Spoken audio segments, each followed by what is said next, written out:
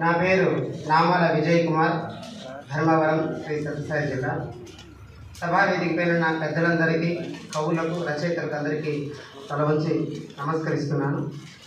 నా కవితా శీర్షిక తెలుగు వెలుగు కాకూడదు కనుమరుగు.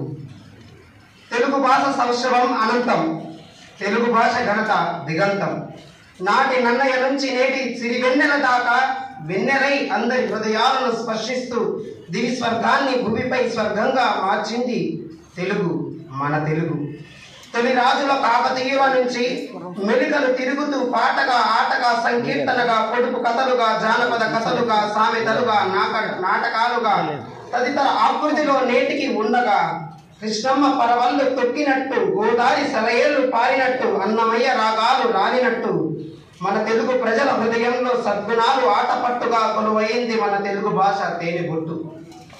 తెలుగే నా ప్రాణం, తెలుగే నా ప్రణవం, తెలుగే నా జీవం, తెలుగే నా జీవితం, తెలుగే నా సర్వం, తెలుగే నా సర్వస్వం, తెలుగే నా మమకారం, తెలుగే నా సత్కారం. అటువంటి మన తెలుగు భాషను నేటి పిల్లలు పరభాష దాహంలో పడి కూడి చదువుతుంటే, రాయలేక రాస్తుంటే గురువునైనా నా మనస్సు ముక్కలవుతున్నది. నా కంట కన్నీరుగా కాలుస్తోంది. మంచి గుణాన్ని చూపే మంచి కథలు, మంచి జ్ఞానాన్ని నేర్పే మంచి కళలు, మంచిగా తీర్చిదిద్దే మంచి విలువలు అన్నీ మన తెలుగు తల్లి భాషలోనే, మన తెలుగు భాషలోనే విడీకృతమై ఉండెను. సమాజానికి అందిద్దాం, బ్రతికిద్దాం, సాగిద్దాం, పయనిద్దాం, భవిష్యత్ తరానికి వేగు చుక్కగా నిలబెడదాం తెలుగు భాషలు.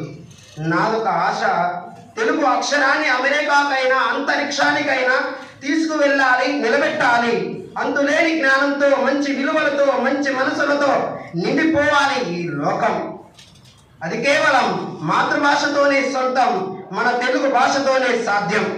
మాతృభాష సంరక్షణ కోసం రాజ్యాంగ సవరణనైనా సవరించండి, ప్రజల గుండెల్లో చైతన్య గంటలు మోగించండి, నిజాలను నిప్పు రవ్వలా రాజేయండి, మాతృభాష రక్షణకై కఠిన శాసనం వేయించండి. మహనీయులారా, మహానుభావులారా, ధనవంతులారా, గుణ శ్రీమంతులారా, తెలుగు భాష అభిమాన శూరులారా, అందరూ ఏకం కండి, దయచేసి ఏకం కండి. తెలుగు భాషను కాపాడండి. అవసరమైతే పొట్టి శ్రీరాములు గారిలాగా నిరాహార దీక్షలు చేద్దాం, గిడుగు రామూర్తి గారిలాగా ఉద్యమం చేద్దాం, గాడిచల్ల గారిలాగా జైలు శిక్ష అనుభవిస్తూ గర్జన చేద్దాం. రక్షిద్దాం, కాపాడుదాం, తెలుగు భాషను చిరస్థాయిగా చిరంజీవిని చేద్దాం. నమస్కారం, ధన్యవాదాలు. ఈ గొప్ప అవకాశం ఇచ్చిన ప్రతి ఒక్కరికి నా ధన్యవాదాలు. గొప్ప వేదిక ఇది. మేడసాని మోహన్ గారు కానీ, కప్టిమండ ప్రతాప్ గారు కానీ, నాకు ఎంతో అదృష్టం మళ్ళీ ఈ వేదిక రావడం. తెలుగు భాష నాకు ఉండడం, ఒక ఉపాధ్యాయుడు ఉండడం నా పూర్వజన సుకృతం. ధన్యవాదాలు. విజయ్ కుమార్ గారు. తెలుగు భాష